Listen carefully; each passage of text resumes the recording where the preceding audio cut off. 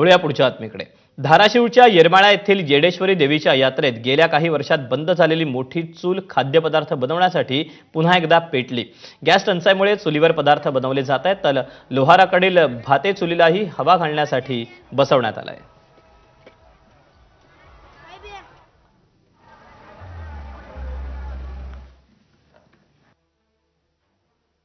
Gas तुटवड्याचा सर्वात जास्त फटका बसला तो व्यावसायिकांना, हॉटेल व्यावसायिकांना।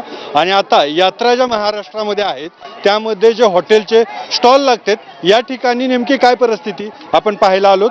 ही आहे येडेश्वरी देवीची यात्रा, मराठवाड्यातली सर्वात मोठी यात्रा म्हणून जिची ओळख आहे। आणि याचे जे खाद्यपदार्थाचे स्टॉल लागलेत नेमकं कसं हे बनवतायत, काय करतायत आपण पाहूया।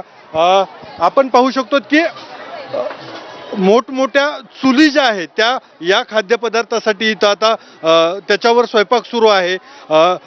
गॅस तुटवड्यामुळं ही परिस्थिती उद्भवलेली आहे। व्यावसायिक गॅसचा पूर्णपणे तुटवडा असल्यामुळं आता हॉटेल व्यावसायिक आहे ते पारंपरिक पद्धतीनं चुलीचा कुठंतरी वापर करताना दिसत आहेत। प्रचंड ऊन आहे आणि उन्हामध्ये या चुलीच्या बाजूला बसून स्वयंपाक करणं ही मोठी कसरत आहे।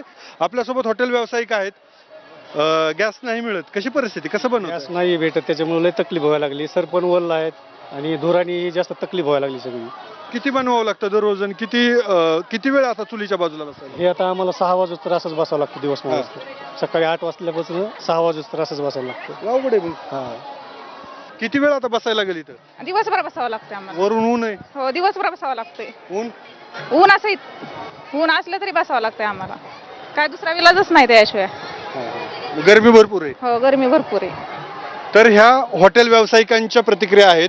15 वर्षापूर्वी जी परिस्थिती होती चुलवानाची ती या गॅस टंचाईमुळे पुन्हा एकदा समोर आली आहे। आप्पासाहेब शेळके, एबीपी माझा, धाराशिव, येरमाळा।